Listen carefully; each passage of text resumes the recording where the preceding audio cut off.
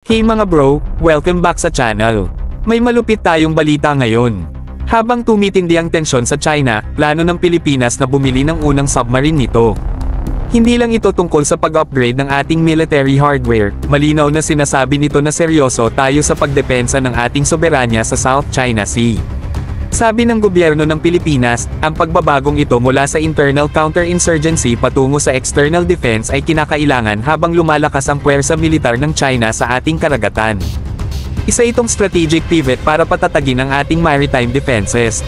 Pero, tulad ng anumang malaking hakbang, may ilang eksperto na nagtatanong sa praktikalidad ng pagbili ng submarine.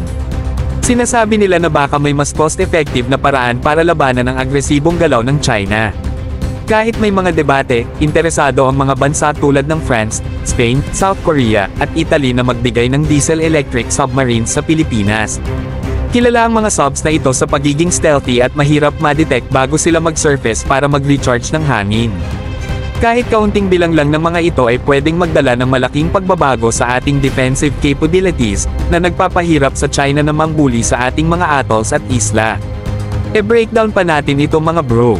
Ang diesel-electric submarines, di tulad ng nuclear subs, ay mas mura pero epektibo pa rin. Ang kakayahan nilang magtago ay isang strategic asset sa anumang naval conflict.